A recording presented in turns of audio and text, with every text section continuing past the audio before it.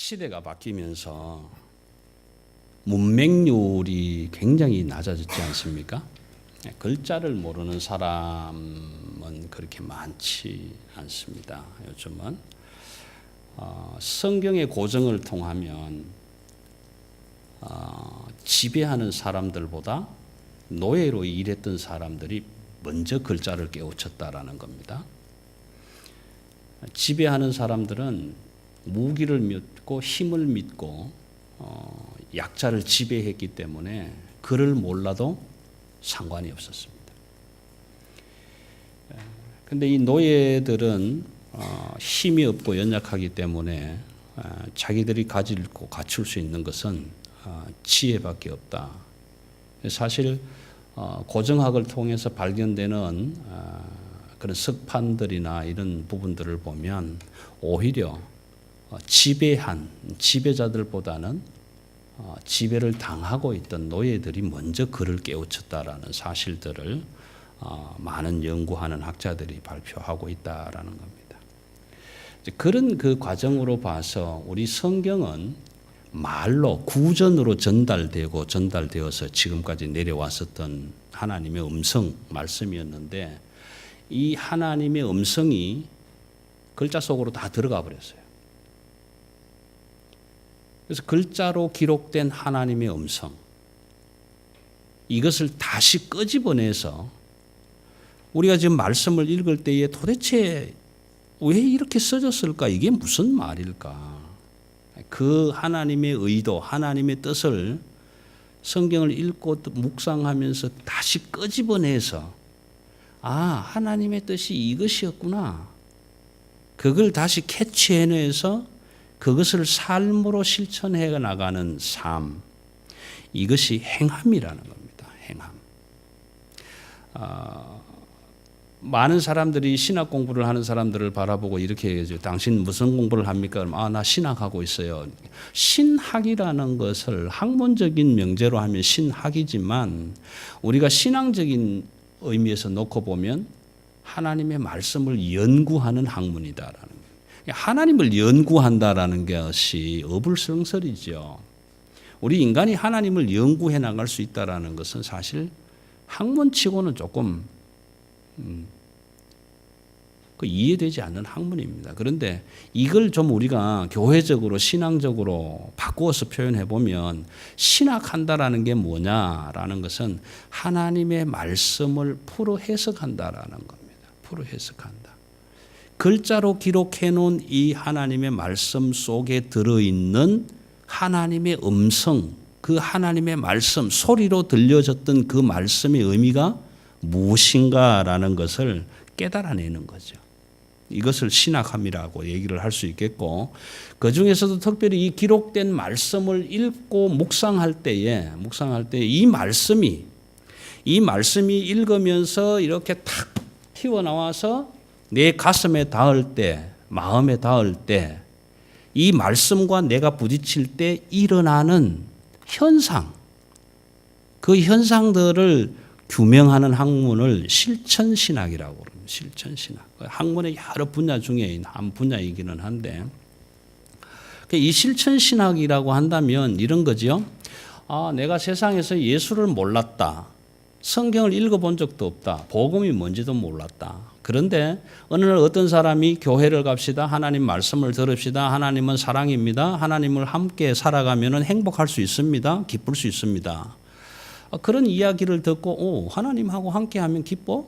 한번 가보자. 이렇게 해서 교회를 나오게 되고 하나님 말씀을 읽고 되고 묵상하게 되고 그래서 그 말씀이 내 가슴에 탁 부딪히면서 일어나는 삶의 현상들 그것이 행함이라는 겁니다. 행함. 그런 의미에서 오늘 야고보서는 실천신학의 가장 핵심적인 분야라고 우리가 생각해 볼 수 있어요. 왜냐하면 야고보서는 주제를 신행일치, 믿음과 행함이 하나 되는 것. 그래서 야고보서 2장에서는 뭐라고 합니까? 행함이 없는 믿음은 죽은 것이다. 그래서 우리가 믿는 사람들을 보고 믿지 않는 사람들이 이렇게 많은 얘기를 해요. 당신은 믿는 사람이야? 그러면 그 믿음을 나한테 한번 보여줘봐. 그럼 나도 믿을게.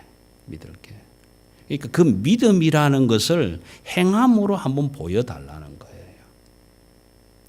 근데 그것을 우리는 보여주지를 못하고 살아가고 있는 거예요. 그래서 예수를 믿어도 힘이 없고 예수를 믿어도 기쁨이 없고 교회를 다녀도 즐겁지가 않고 성도들을 만나도 기쁜 얼굴이 아니고 다 그냥 찡그러진 얼굴이고 즐거움이 없는 거예요. 그런데 이 하나님의 말씀의 뜻이 확실하게 깨달아져서 아하, 이 말씀이 그런 뜻이구나. 이렇게 살아라는구나. 그래서 그렇게 살게 되면 기뻐질 텐데 그걸 못하기 때문에 오늘 이 지구상에 있는 교회가 너무너무 힘이 없고 교회 밖으로부터 많은 손가락질을 받고 교회 다니는 너나 안 다니는 나나 성경 읽은 너나 안 읽은 나나 뭐 똑같네 뭐. 근데 굳이 내가 뭐 주일날 골프 한번 치고 오면 될 텐데 그 좋은 골프 내버려 두고 내가 교회에 앉아서 이렇게 쭈글 쉬고 앉아 있어야 할 이유가 뭐냐라. 그 하나님의 말씀의 뜻이 내 가슴을 건드리지 못하고 있기 때문에 그렇다. 다음 시간에 하려고 아껴놨던 거지만 오늘 말씀을 좀 이렇게 식품 영양학이라는 게 있지 않습니까? 식품 영양학이라는 것은 어떤 식품들이 있는데 어떤 걸 먹으면 암에 좋고 어떤 걸 먹으면 암을 유발시킬 수도 있고 하는 이런 분석들, 비타민 A, B, C, D가 어디에 많이 있는가 하는 이런 분석들을 해서 인간의 어떤 건강한 생활을 꾀해 나가는 이런 학문 중에 하나 아니겠습니까? 여러분, 저와 여러분은 가끔씩 여기는 그렇게 많지 않지만 한국에서 생활하실 때 뷔페 음식점을 말 가보지 않습니까? 한국 음식 뷔페, 뭐 양식 뷔페, 뭐 이렇게 많이 있는데 그 많은 뷔페 음식들 가운데 가면 다 먹지 못하잖아요. 아우 저거는 먹으면 알코올 알코올이 아니라 콜레스테롤이 높아지는 음식이야 안 먹고 저거는 먹으면 암을 방지하는데 또 먹고 이렇게 해서 선택하는 이런 과정들이 우리 가운데 일어나지 않습니까? 왜냐하면 그 보이는 음식 속에 들어있는 참된 의미를 내가 깨닫기 때문에 그걸 취사 선택하게 되는 거예요. 그래서 만나면 야 오늘 삼겹살 먹을까? 아니 생선회 먹으러 가자. 아니 난 싫어. 그러면 양고기 먹을까? 이렇게 이야기를 나눌 수밖에 없는 이유가 거기에 있다라는 것입니다. 그런데 오늘 야고보서 1장 1절에서 8절까지의 이야기는 하나님과 소통을 할 수 있느냐 없느냐라는 이야기를 합니다. 여러분 복음이라는 것이 복음, 굿 뉴스, 어떤 죄인도 속죄받고 하나님의 이름으로 의롭다 하면 구원 영생을 얻을 수 있는 길이 있다라는 이 기쁜 소식을 들었는데 그 소식을 듣고도 내가 변화되지 않는다면 바뀌지 않는다면 그건 복음이 아닙니다. 그건 복음이 아니에요.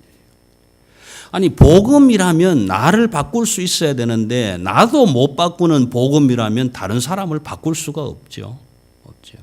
그런데 그러면 이 하나님의 말씀인 복음이 다른 사람은 바꾸는데 왜 나만 안 바뀌는가? 생각해 볼 필요가 있지 않습니까? 아니 남들은 교회 가고 하나님 말씀 듣고 예배 드리고 막 기쁘다 즐겁다 행복하다 이러는데 왜 쟤는 그러는데 나는 안 그런가? 내가 특별한 건가? 왜 똑같은 하나님의 말씀인 복음이 다른 사람들은 막 뒤집어 놓고 변화시키는데 나는 30년을 들어도 왜 눈물도 한 방울 안 나냐?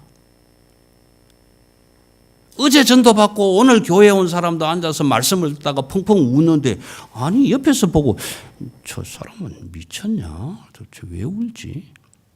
똑같은 말씀을 듣고 왜 저 사람은 변화가 되는데 나는 변화가 안 되는가? 나만 특별한가? 그 하나님의 말씀, 글자로 기록된 글자 속에 숨어있는 하나님의 진정한 뜻을 캐내어서 그것이 나의 가슴을 탁 때려줘야 되는데 전혀 감각이 없는 거예요. 전혀 감각이 없고 전혀 관심이 없고 전혀 그냥 오늘 또 뭐 우리 목사님 그냥 또 뭐 한 30분 또 연설하겠구나. 전혀 관심이 없는 거예요. 그래서 하나님과 인간이 만날 때 하나님의 말씀이 사람들의 가슴에 부딪혀 마음에 닿을 때 어떤 일이 일어나는가? 어떤 일이 일어나야만 하는가? 만약에 일어난다면 그게 뭔가? 이게 소통이라는 게 소통. 하나님과 내가 소통할 수 있는가? 아니면 복음이 그렇게 선포되고 올 수 없이 많은 교회가 있는데 이 교회 저 교회를 다녀봐도 아무리 유명한 목사라고 가서 강연을 하고 특강을 하고 들어봐도 전혀 내 가슴이 아무런 변동도 없고 변화도 없고 감격 불통. 여러분, 이 하나님과 소통하지 못하는 관계는 성경은요, 우리의 생명과 직결되고 있다라고 말하거든요. 생명과 직결되고 있다라는 겁니다. 그래서 이 하나님의 말씀을 읽고 묵상하고 해석하고 연구하는 바른 신학, 바른 성경 해석이라는 것은 굉장히 중요하다라는 겁니다. 중요하다. 요한계시록 22장 19절을 읽어보시면, 여러분 계시록 많이 읽으시는가 모르겠습니다만 성경의 제일 마지막 부분에 나오는 하나님 계시록인데, 요한계시록 22장 19절에 보면요, 아주 중요한 그 공식구 같은 게 하나 있어요. 공식구. 뭐냐 하면은 성령이 교회들에게 하시는 말씀을 들을지어다. 말씀을 들을지어다. 사실 하나님의 말씀책은 우리가 지금 읽고 있지 듣지를 못하잖아요. 듣지를 못하는 거예요. 그런데 성경은 이 말씀을 들으라. 그 의미는 뭐냐면 이걸 읽으면서 이 속에 들어있는 그 하나님의 잔잔한 음성을 캐낼 수 있어야 된다는 거예요. 빼낼 수 있어야 된다는 거예요. 그래야 그 음성이 들린다는 거예요. 그래서 성령이 교회들에게 주시는 하나님의 말씀을 들을지어다. 귀 있는 자는 들을지어다. 들을 귀 있는 자는 들을지어다. 귀 없는 사람 있습니까? 특별히 뭐 기형이라든지 그렇지 않고 다 귀는 있어요. 다 귀는 있는데 들을 수 있는 귀도 있고 듣지 못하는 귀도 있다라는 거예요. 그런데 그 들을 수 있는 귀가 열려서 하나님의 말씀이 딱 들어와서 나의 가슴을 타고 들어와 내 심장 한 부분을 건드리면 그때 터칭, 그때 소통이 일어나게, 그게 그 말이었구나. 이런 소통이 일어나게 되는데, 그렇지 않은 경우에는 불통. 그래서 우리 한국 사람들 그런 얘기 잘하지 않습니까? 기가 막혀? 그 다음 뭐라 합니까? 기가 막혀? 죽겠다. 기가 막히면 죽습니다. 기가 막히면 죽을 수밖에 없어요. 하나님과의 소통할 수 있는 성령의 기운이 막히면 우리도 영생의 죽음, 영원히 살지 못하는 죽음으로 갈 수밖에 없는 거예요. 그래서 그것을 깨달아 읽어내는 것이 실천신학이고 믿음이라는 것을 행함으로 바꾸는 거고 그게 삶이라는 거예요.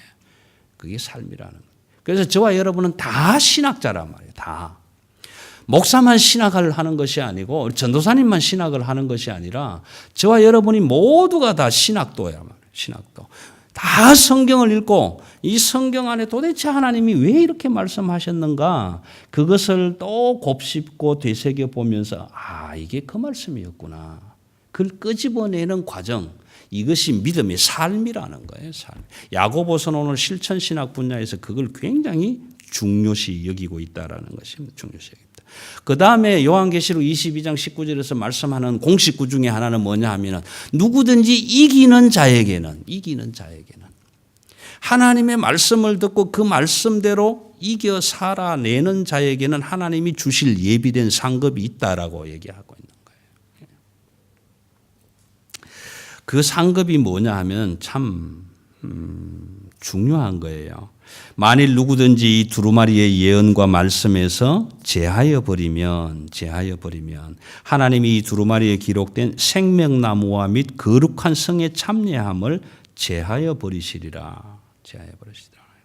하나님의 말씀을 읽었는데 그 뜻이 무엇인지 몰라서 그냥 내버리고 그대로 내가 취해서 살지 못한다면 하나님도 버리시겠다라는 거예요.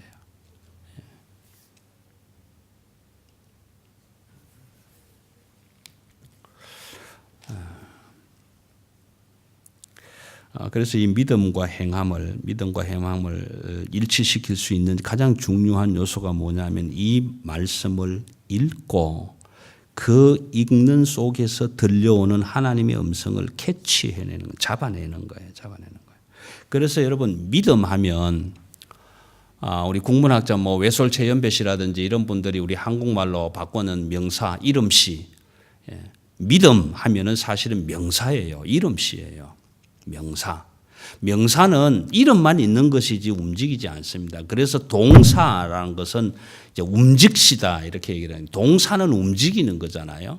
그러니까 믿음이라는 것은 하나님이 계신다, 성경이 있다 이렇게 믿는 거지만 그 믿음이 행함으로 드러났을 때 그 믿음은 동사의 믿음이에요. 살아내는 믿음이에요. 그게 뭐냐면은 그리스도인의 삶이라는 거예요. 그리스도인의 삶이다.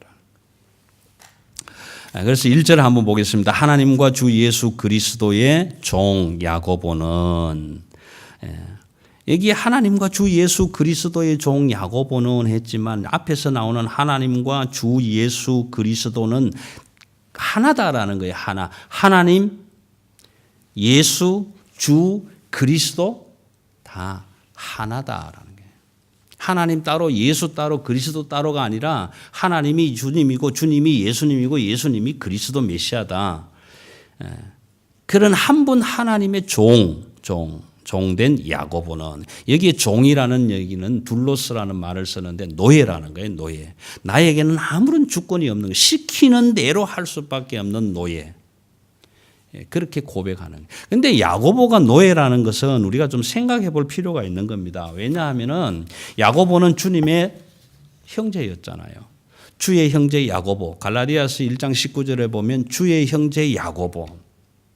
그 야고보인데 바울이 예루살렘에 올라갔다가 야고보 외에는 사도들을 보지 못했다라는 기록을 보면 주의 형제였지만 사도였기도 했다라는 것입니다. 또 갈라디아서 2장 9절에 보면 예루살렘 교회 안에서 기둥같이 여김을 받았다 이런 기록이 있는 거예요. 사도행전 15장에 가면요, 예루살렘 공의회에 아마 의장격을 맡았던 그런 기록을 또 보게 됩니다. 이런 지금 요즘 사회로 치면은 내노라 하는 사람인데 그럼에도 불구하고 나는 그 하나님의 종의 자리에서 흩어진 12지파에게 편지를 쓴다. 이 흩어진 12지파라는 얘기는 우리가 잘 아시는 대로 디아스포라라는 거예요. 디아스포라. 예수를 믿고 신앙생활 하는데 핍박을 받고 뭐 죽임을 당하고 하는 이런 일들을 피해서 각처로 흩어져 있는 사람들. 오늘 대한민국에서 예수를 믿다가 이건 별로 안 좋다, 호주 가서 신앙생활 하자 그래서 호주로 이민을 와서 살아가는 저와 여러분들 같은 사람들.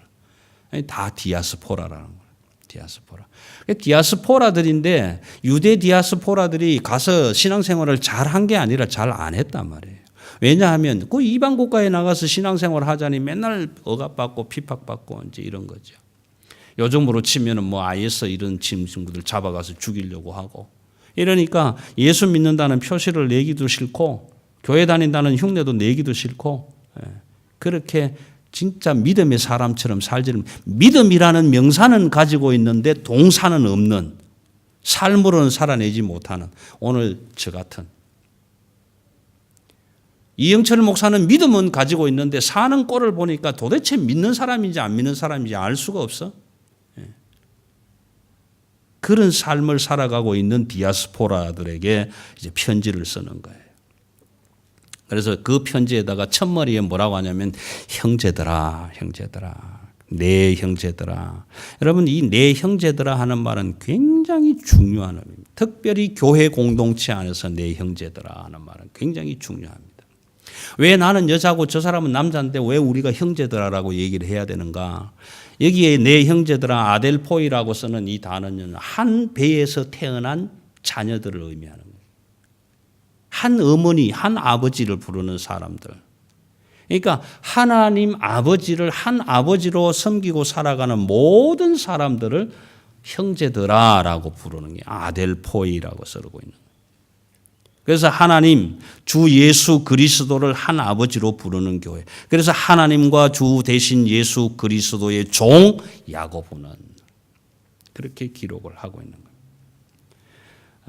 그래서 그런 이 우리 형제들을 바라보고 하는 말이 첫 번째 말이 이러는 거예요. 시험을 당하거든 온전히 기쁘게 여기라. 그럼 시험 당하는데 기뻐할 사람 있습니까? 있죠? 예, 있어요.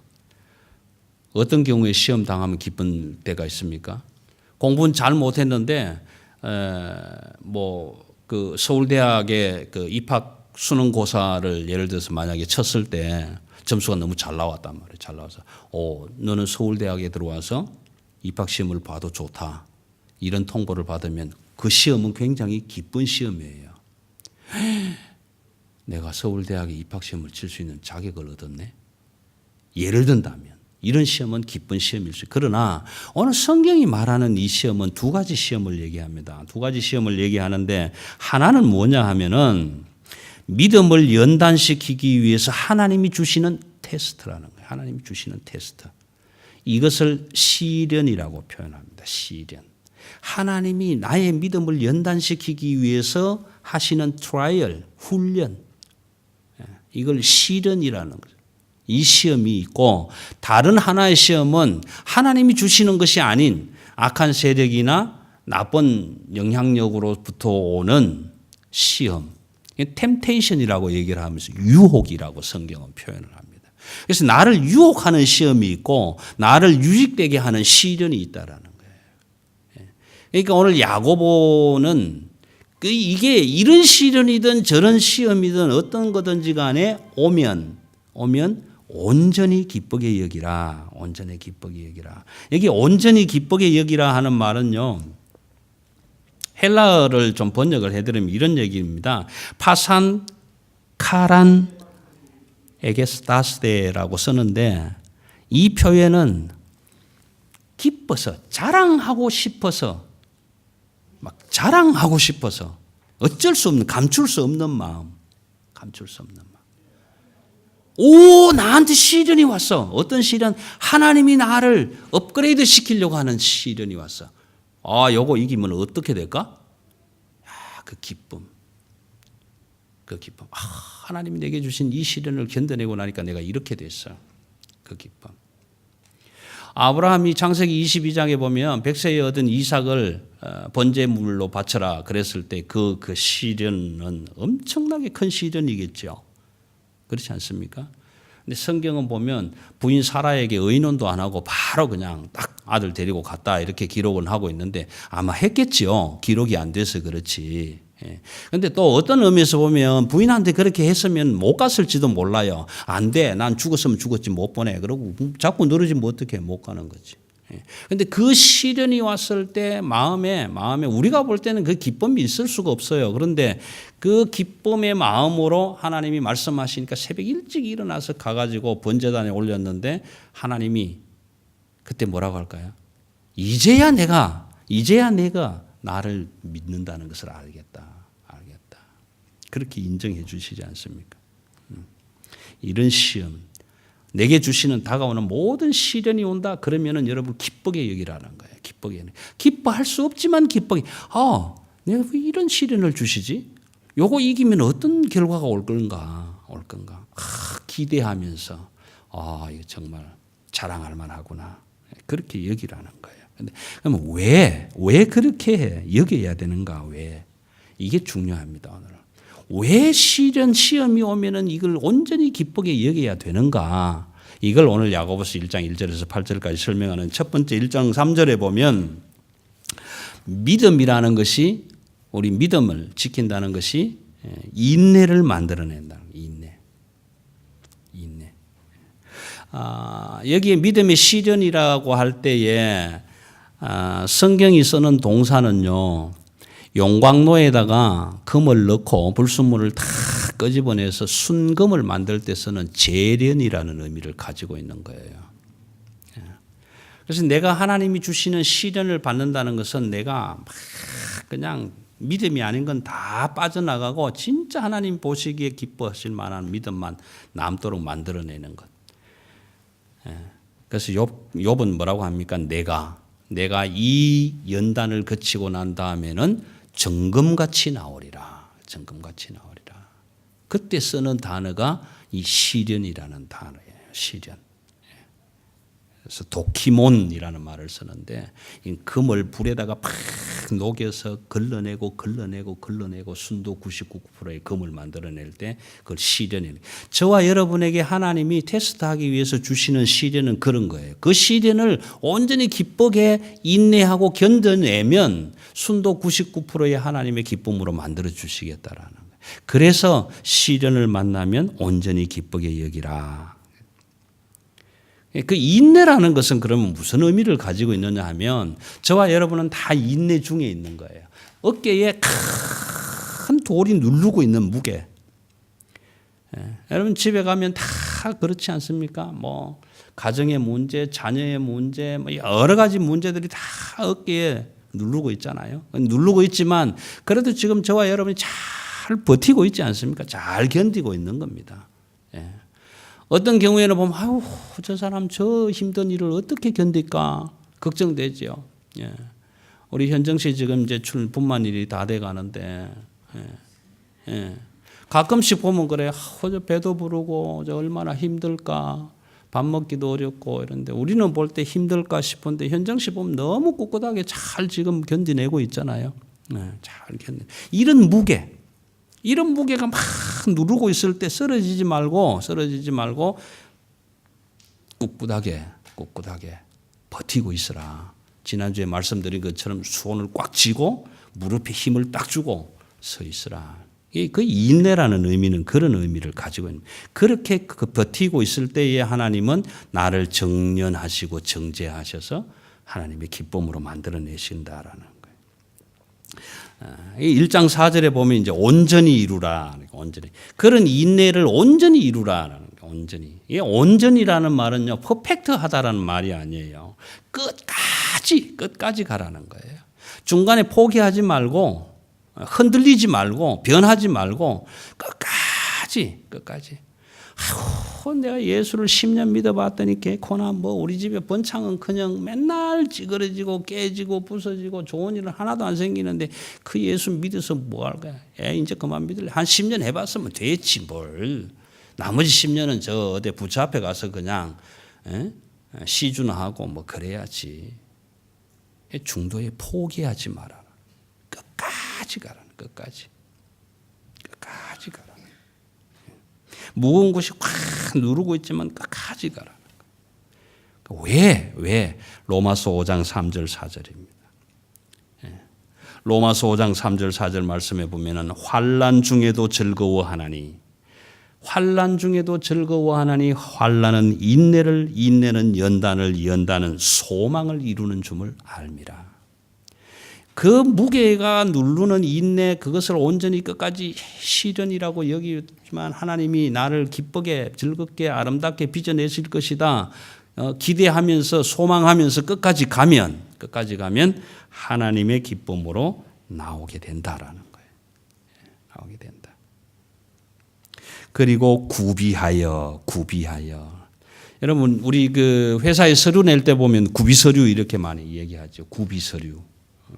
구비 서류는 뭐냐 하면은 뭐 사진 2장 뭐 어쩌고 저쩌고 이력서 뭐 이렇게 쭉 나와 있는 항목 중에서 하나도 빠지면 안 되는 서류. 이걸 다 갖춰야만이 접수되는. 구비 서류를 갖추어서 특별히 대학 입학 원서를 낸다든지 직장에 서류를 낼 때 이런 것 다 갖추어서 내야만이 접수가 되는. 게 구비 서류라는 것은 모자람이 없는, 부족함이 없는 이런 뜻을 가지고 있는 거예요. 그래서 부족함이 없게 온전하게 끝까지 이루라. 부족하지 않게 끝까지 이루라. 끝까지 이루라. 이 구비한다라는 이 단어도요, 사실은 헬라어 용어로 하면은 2개가 하나가 붙은 단어인데 하나는 뭐냐 하면은 홀로라는 말로 전체라는 말하고 그 다음에 부분이라는 이 클레로이라는 말하고 2개가 붙여서 홀로클레로이라는 단어가 되면서 이게 전부와 목, 부분 그러니까 전체 홀 하나도 모자람이 없는 그래서 온전하게 이루라 그렇게 이야기. 근데 우리한테 이런 지혜가 없다는 거예요. 시련이 올 때마다 힘들 때마다 우리가 이렇게 이겨낼 수 있는 지혜가 없다. 우리한테는 저도 없고 저희 아버지한테도 없고. 이런 지혜가 옆에서 한번 물어보세요. 나 이렇게 어려운 일이 있어. 이럴 때 어떻게 하면 좋아? 물어보면 I have no idea. 그럼 어떻게? 네가 알아서 해. 우리에게는 지혜가 없다. 우리에게는 지혜. 그런데 이렇게 온전하고 구비하여서 끝까지 이루어갈 수 있는 지혜가 어디에 있느냐? 하나님께 구하라. 하나님께 구하라. 그래서 우리는 성경을 읽고 그 읽으면서 글자 속에 숨어있는 하나님의 의지, 하나님의 뜻, 그것을 밝게 깨달아서 거기서부터 지혜를 얻어야 된다는 거예요. 그런데 오늘 우리에게 복음이 되는 건 뭐냐 하면은 그 하나님은 누구든지 주신다. 구하는 사람에게. 하나님에게 구하면 꾸짖지 아니하시고 후히 주신다. 많은 사람들은 그렇게 얘기를 합니다. 꾸짖지도 않고 후히 주신다. 누가복음에 보면 흔들어 넘치도록 주시겠다. 이렇게 표현이 있는데 엄청 많이 주는가 보다. 그렇게 생각하겠지만 오늘 야고보서 기자는 후히 주신다라는 말은요. 조건이 없다라는 게 조건이 없다. 목사가 기도하면 많이 주고 집사가 기도하면 조금 주고 평신도가 기도하면 더 적게 주고 이게 아니다라는 거예요. 하나님은 주실 것이라고 믿고 믿는 믿음 가지고 행함으로 기도하면 다 주신다. 다 주신다. 이게 후히 주신다라는 의미를 가지고 있는. 그다음에 꾸짖지 않는다라는 말. 꾸짖지 않는다. 이 자격이 없다. 조건이 없다. 또 꾸짖지 않는다라는 것은 무시하지 않는다. 목사가 강단에 엎드려서 기도하는데 교회를 200명, 300명 부흥되게 해달라고? 네가 부흥될 만한 짓거리나 했어? 하나님이 그렇게 말씀하시지 않는다는.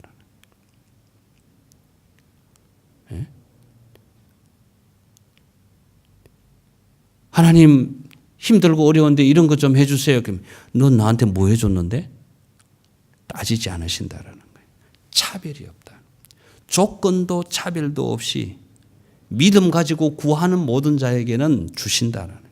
그래서 로마서 1장 16절은 이렇게 표현합니다. 복음은 모든 믿는 자에게 구원의 능력이 되신 하나님의 능력이다. 차별이 없다. 헬라인이나 유대인이나 차별이 없다. 누구든지 지혜의 근본이 되시고 만유의 창조주가 되시는 그 하나님이 주실 것을 믿고 기도하는 자에게 엎드려 간구하는 자에게는 주신다. 차별 없이 주신다라는 거예요. 그러면서 부탁하는 게 하나 있습니다. 의심하지 말라. 의심하지 말라. 1장 6절 의심하지 말라. 여러분 의심하지 말라라는 이 번역은 의심하지 말라. 의심한다라는 말은 우리가 이 속에서 못 믿는다 이런 말은 가지고 있지만 헬라적인 용어는요. 틈이 생긴다라는 게 틈. 사이가 갈라져 있다라는 게 사이가. 틈이 생긴다라는 거예요. 그래서 뭐와 이렇게 분리시킨다는 거예요. 우리 굉장히 많은 실수를 받는. 하나님 어젯밤에 제가 이만저만하고 이렇게 했는데요. 부부 싸움을 했는데 집사람이 아무 잘못도 안 했는데 괜히 화를 내가지고 하나님 용서해 주세요. 그렇게 기도했는데 하나님 진짜 들으셨나? 용서해 주실 건가? 아멘 하고 고개 딱 들고는 진짜 해 주실려나? 의심하는 기도는 우리가 모두가 다 그런 의심하는 기도를 드릴 수밖에 없는 연약한 인간이란 말이에요. 그런데 하나님은 기도할 때 의심하지 말라. 믿고 구한 자는 이미 받은 줄로 알라. 그렇게 말씀하시는 거예요. 의심하지 말라. 의심하는 상태를 그 다음에 나오는 단어가 요동하는 물결 같다라는 거예요. 요동하는 물결 같다. 우리 이순희 집사님 지금 앉아 계시지만은 렉스가 하루에 꼬리를 몇 번이나 흔드는지 아시나 몰라. 그 요동한다라는 말이 이 물결 치는 말인데 요동한다는 말이요. 개가 꼬리를 흔드는 것 같은 이런 의미를 가지는. 개 꼬리가 하루에 몇 번 흔드는지 그거 일일이 다 세고 있는 사람이 누가 있어요. 그렇게 개가 주인을 만날 때마다 흔드는 꼬리 막 흔드는 것처럼 마음이 왔다 갔다 갈팡질팡 한다는. 그러지 말라는 거예요. 의심하지 말라. 내가 하나님께 기도했어. 하나님 주실 거야. 오케이 끝. 그리고 기다리라. 인내하고 기다리라. 요동하는 물결은 어떤 물결? 두 마음을 가진 물결이에요. 두 마음을 가진다. 두 마음은 어떤 마음입니까? 정함이 없는 마음이다. 여러분, 우리 이럴 때 얼마나 많습니까? 하나님하고 우리 사이뿐만 아니라 부부간에도, 자녀 사이에도. 너 나 좋아해? 나 너 좋아해. 그래갖고 돌았으면 쟤가 진짜 나 좋아하나? 이런 정함이 없는 마음. 이 정함이 없는 마음은 변하기 쉬운 이런 말입니다. 변하기 쉬운. 이 정함이 없는 마음, 두 마음은 복음서에서 이렇게 기록하지 않습니까? 하나님과 재물을 겸하여 섬길 수 없다. 없다. 하나님 기도했는데 안 줘? 그럼 내가 돈 벌어서 하지 뭐. 돈 좀 벌어서 해보려고 안 되네? 하나님께 기도하지 뭐. 이런 두 마음. 하나님과 재물을 겸하여 섬길 수 없는 마음. 선물과 단물 사이를 왔다 갔다 하는 마음. 한 입으로 두 말을 하는 마음. 그렇게 하지 말라는. 하나님 주실 걸 믿습니다 하고 아멘 하고 일어섰는데 진짜 줄라나? 이렇게 하지 말라는 거예요.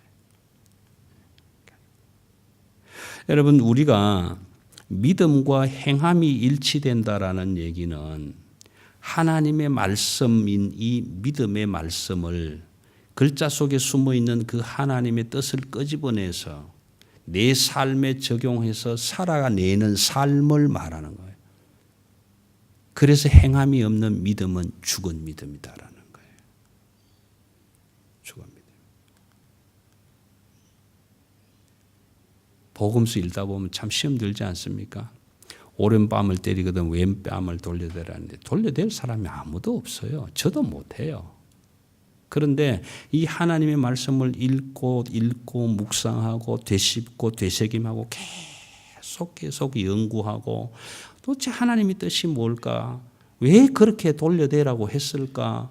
이렇게 해서 그거 하나님이 그 뜻이었구나. 이걸 깨닫게 되면 내 마음의 분노가 죽으면서 오른뺨을 치면 왼뺨도 돌려댄다는. 여러분, 이 오른뺨을 때리면 왼뺨을 돌려대라 라는 의미는요, 한번 생각해 보세요. 내 앞에 남편이 있다, 아내가 있다 생각을 하고 내가 한 오른뺨을 딱 때렸단 말이에요. 그러면 맞는 사람은 어느 뺨이에요? 왼뺨이잖아요. 그렇죠? 왼뺨. 그러니까 오른뺨을 맞으려면은 맞을 사람이 이렇게 돌려서 오른쪽 돌리면 이렇게 서잖아요.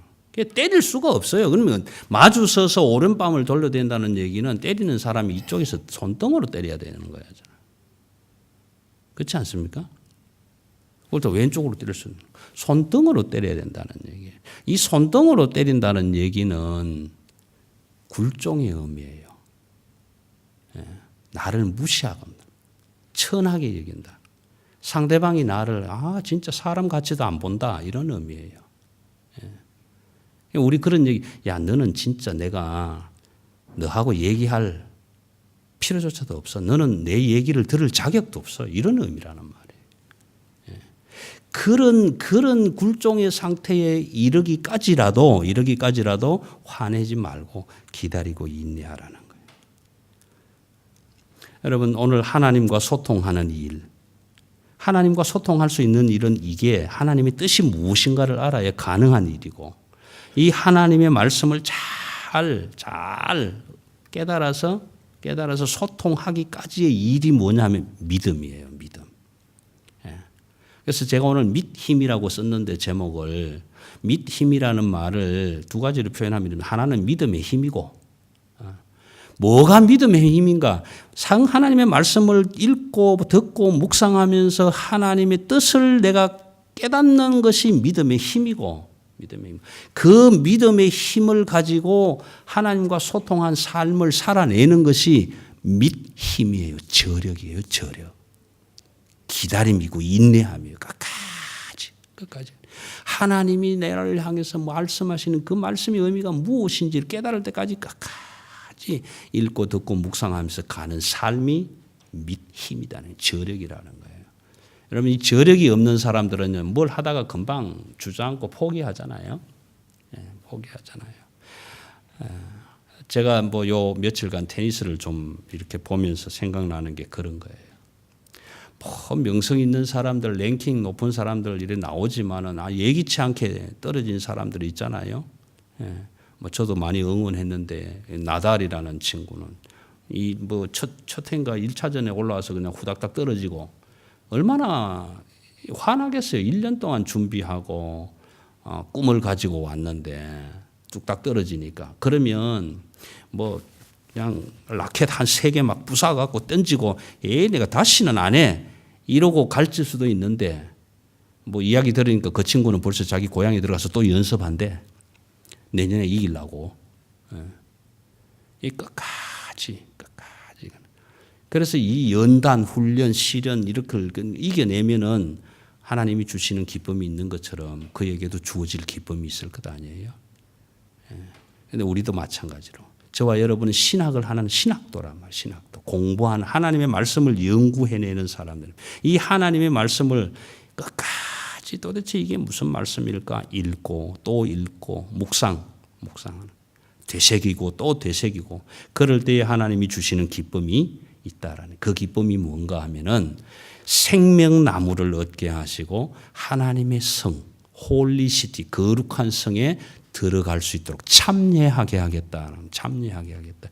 여기에 계시록 22장 19절에 있는 참여함이라고 참여라는 말은요. 누가복음 12장에 둘째 아들이 아버지 내 분깃을 주세요. 분깃. 메로스라는 말을 써요. 분깃을 주세요 할 때 내 상속받을 재산을 주세요. 내 마음대로 쓰겠습니다. 그래서 아버지가 사실은 줍니다. 왜냐하면 그거는요 아버지를 죽었다라고 생각하는 거예요. 상속을 아버지에게 받는다는 것은 살아있는 아버지에게 그걸 받는다라는 거예요. 그러니까 오늘 이 말씀을 지키고 끝까지 이기는 자에게는 이 메로스 하나님 나라의 상속 지분을 주겠다라고 말씀하시는 거예요. 그래서 우리는 그 하나님 나라의 상속을 받을 때까지 끝까지 신학도가 돼야 되는 거예요. 말씀을 읽고 또 생각하고 연구하고 도대체 이게 무슨 말일까? 이거 안 하시면 힘들어요. 기쁨이 없어요. 오늘 또 일요일이네. 안 가면 목사님 또 짜증 내시겠지. 가차 죽으나 사나 가차 이게 아니고 오늘 주일이네. 하나님이 나 만나주시는 날이네. 가자. 이런 기쁨들이 올 때까지 이 말씀을 읽고 묵상하고 한번 연구해 보세요. 분명히 그런 때가 있어요. 그런 날이 와요. 그런 날이 와요. 오늘 야고보서는 그걸 얘기합니다. 너희가 시험을 만나거든 온전히 기쁘게 여기라. 그리고 온전히 이루라. 지혜가 없느냐? 후히 주시고 꾸짖지 아니하시는 하나님한테 구해라. 그러면 주시리라. 오늘 이 실천 신학적인 부분, 믿음이 행함으로 드러나는 살아있는 삶을 살아가는 그리스도인들에게 흩어진 12지파에게 지금 신앙 때문에 핍박받는 저와 여러분 같은 사람들에게 주시는 야고보서의 교훈입니다. 이 교훈을 여러분 말씀을 통해서 깊이 간직하시고 믿음과 행함이 일치되는 삶을 통해서 하나님의 기쁨 되시는 그런 아름다운 삶이 되시기를 바랍니다. 기도하겠습니다. 좋으신 아버지 하나님.